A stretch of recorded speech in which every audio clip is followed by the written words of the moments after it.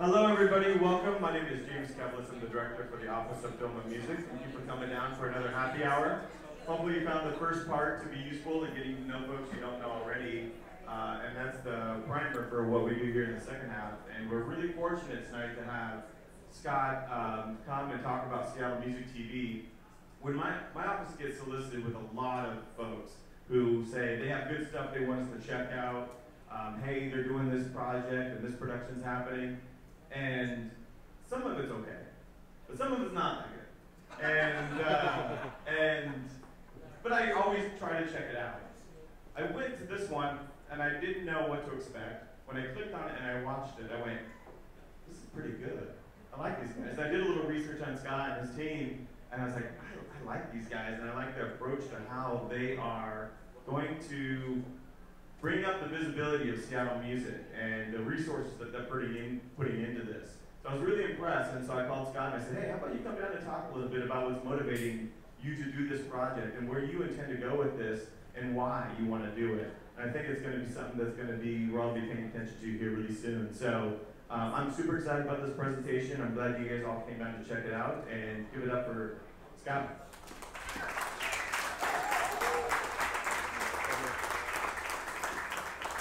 So it is pretty exciting coming out here and talking to you guys, and you guys are truly the reason why we make this show.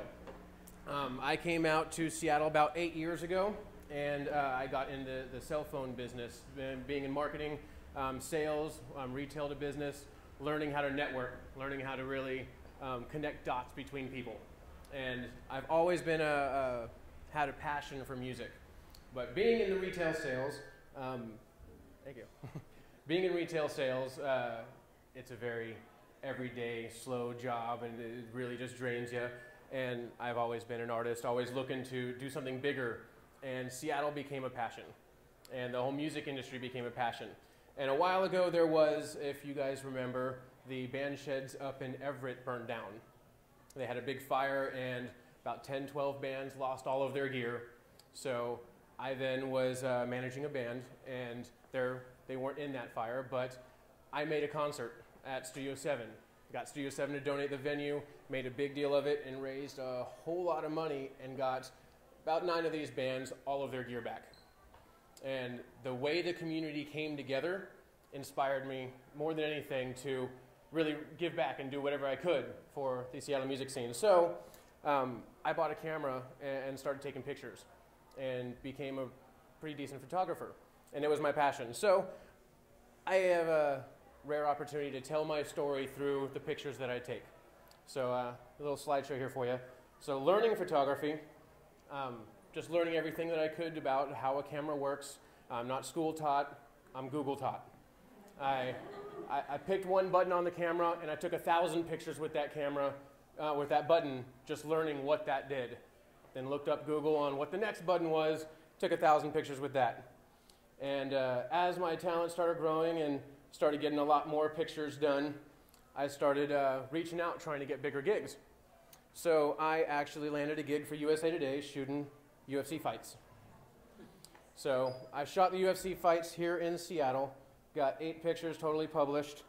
It was quite the fun experience. But what I learned from that is I have to sit on my knees in front of that octagon for 7 hours taking pictures, and it really wasn't that pleasant.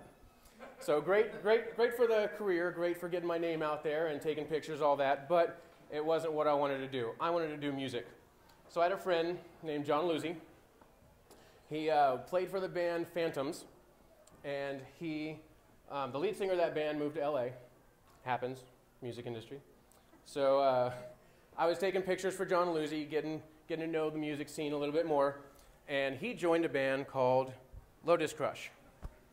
So Lotus Crush was one of those bands, and this was the exact moment that you just look back and say, I can't believe I'm really here. Lotus Crush is John Lucy on the left, then you have Terry McDermott, who won second in The Voice, in the center. Terry is one of those amazing singers that is like an angel singing to you.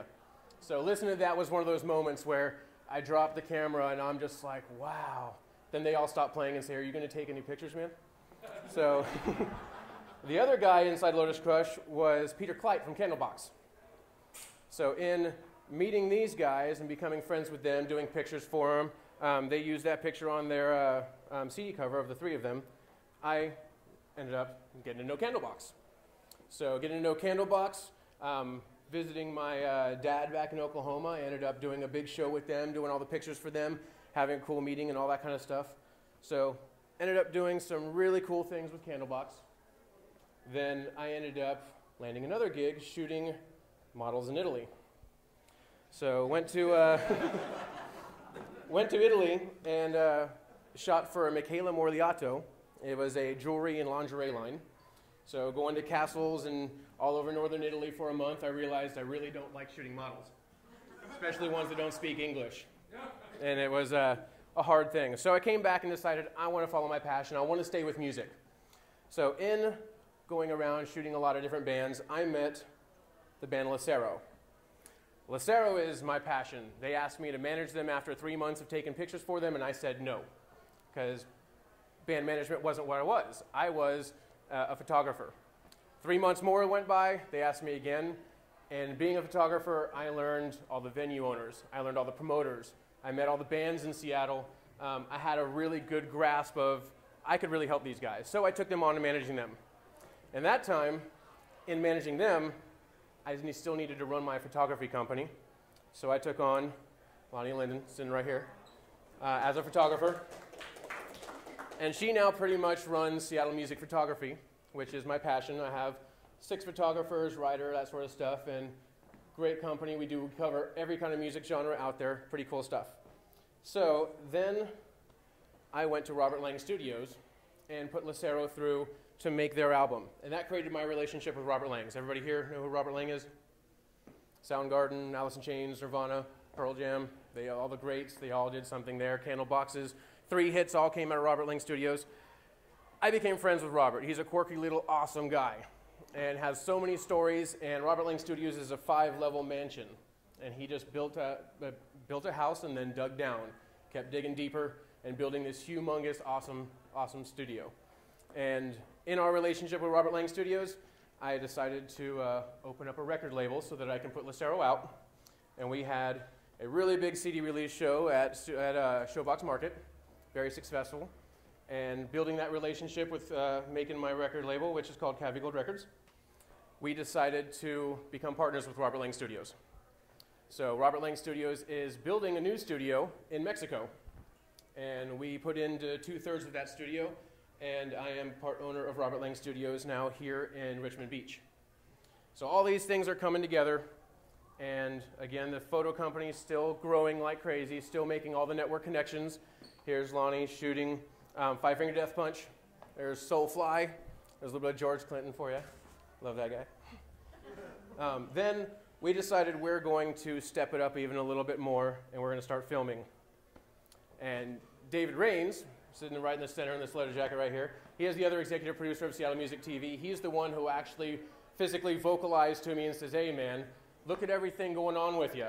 We need to put this on video. We need to capture this and show everything going on with all these things that we're doing. So we decided to start filming. Inside right here, here's Chris Rom, the chief engineer of Robert Lang Studios, and my social media manager, also sitting right in the center right here, handles all of our Twitter, all of our Instagram, all that kind of stuff. In the center right here is Casey Sugarin. He is what I consider the best video guy on the West Coast of the United States. He is amazing. He runs Casey Sugarin Productions. I highly recommend looking him up. He is one of the most talented guys out there. So the focus of Seattle Music TV, what are we trying to do here? We're trying to spotlight Seattle. So we have 5 episodes we're working on right now. We're going to do 12 episodes total as a season, 30 minutes long, and they are all on Seattle locals. We're not doing anything on nationals for episodes, although there are a lot of big national bands that do come through Seattle. So we want to spotlight those as well and find out why they're coming through Seattle. So, like, I just spent the whole weekend with Bone Thugs and Harmony. Awesome guys. Very, very cool. Here is The Crying Spell. Yes, he's on the toilet. We interviewed them on the toilet. In the top corner, you got Jack Endino and Chris Rom. Jack Endino, anybody know that name? He did Nirvana. Awesome, awesome guy. He came to Robert Lang Studios and we showed him a tour. At Robert Lang Studios on one of the floors, we just built a second control room. We're building a second studio inside Robert Lang Studios. Jack Endino came up there and he's looking, he's like, I don't understand why you guys are building and growing. I'm trying to just keep my thing afloat. And it's the whole idea of push big, get bigger, put more energy into it, build excitement, make it something big, make it something great. And we need to just continue to grow. And it's not the time where people need to just try to make it. We're trying to push, we're trying to make it bigger.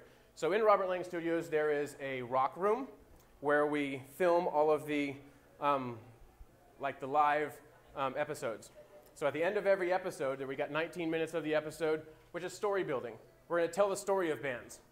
And then at the last 5 minutes of the episode, we have a live session recorded at Robert Lang Studios. 6 cameras, live off the floor. We've done 3 so far, spotlighted some awesome bands, very proud of it, and the sound quality is just amazing. So, Crying Spell, we're working with them.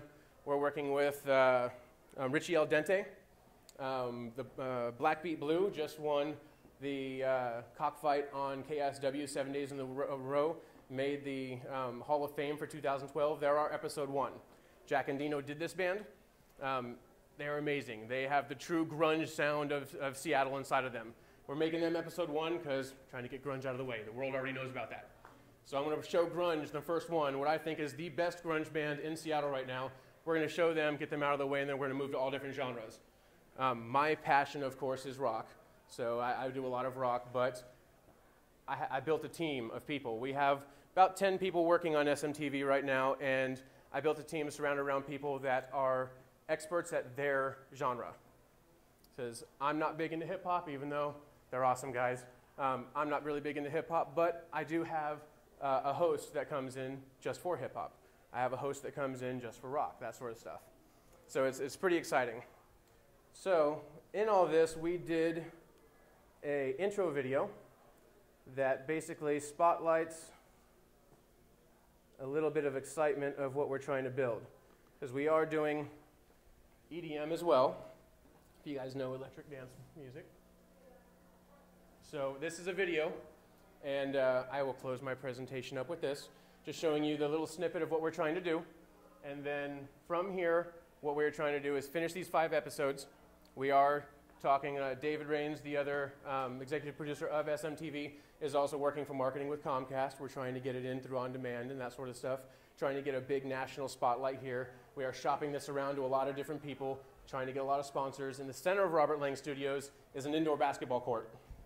And we are gutting this whole thing and turning it into kind of a Wayne's World living room set with a stage, whole light scenario. And we're going to do this show on a large scale. So we're having these first 5 episodes as kind of our pilot for the season to really show what Seattle has. 5 different genres, 5 different ways of excitement building here, and then we are going to push for it. So I'm going to end it right here with you guys, and we're going to show you our little intro video to Seattle Music TV.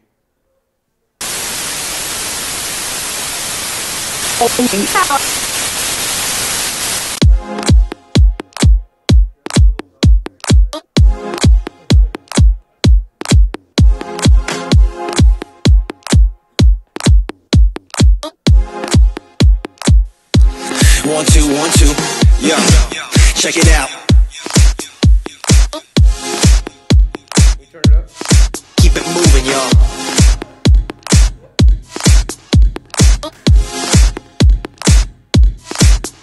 Turn it up, yo, 1, 2, 1, 2.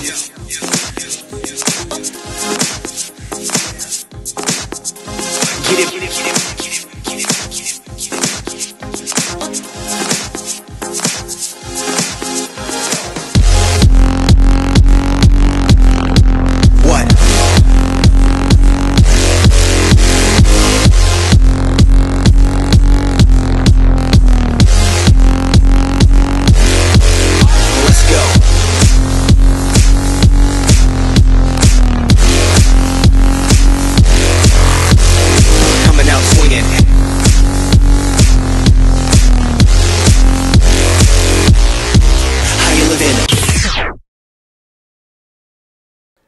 So that's our little introduction little video. There you go.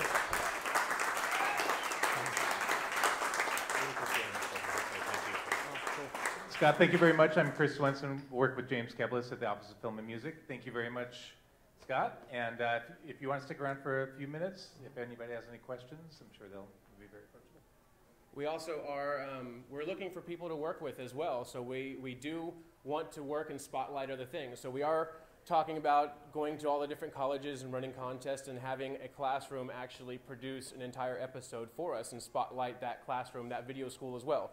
So there's a lot of different things and projects that we're trying to do, and we want to work with all of you guys. We want to network as much as possible. We want to get out there and make this a group effort. This isn't something we're trying to have as just us.